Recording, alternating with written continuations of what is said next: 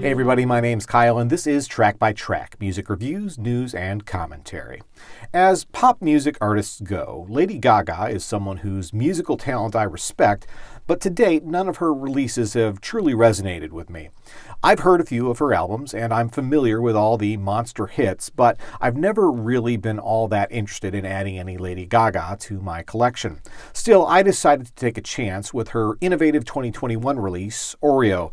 Rather than being the follow-up to her 2020 album Chromatica, this is really more of a companion release. The connections are subtle, with the Chromatica logo appearing rather small on the cover. However, once you get inside the package, you'll find the name printed on many of the individual discs, alternating with other graphic elements from the Chromatica album art. Meanwhile, the B-side of each disc is emblazoned with the classic and familiar Oreo logo.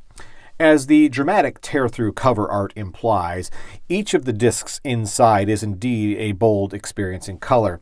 We get this pair of muted pink wafers with the aforementioned designs essentially sandwiching, shall we say, this crayon green cream filling. There's 30 of these in the package, which is nearly double the number of tracks on Chromatica. But while last year's dance pop album was a brisk 45-minute listen, I don't recommend consuming this latest release all in one sitting. I think you'll enjoy it more if you sample it a little bit at a time and perhaps with a glass of milk. Now, unquestionably, Oreo is very different than anything Lady Gaga has done before. If anything, I might have expected her to perhaps put something out called Angus beef. But Lady Gaga is nothing if not a disruptor.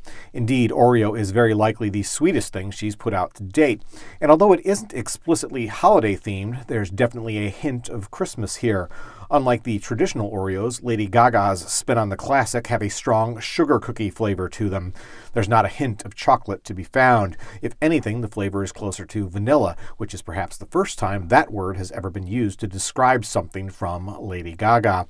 And I have to say that while I expect no less from her than to subvert expectations, the green filling is actually more mundane than appearances would suggest. Once you get past the color, you'll find the taste is surprisingly derivative of the classic Oreo cream. Combined with the wafers, the experience is not unlike that of a frosted sugar cookie.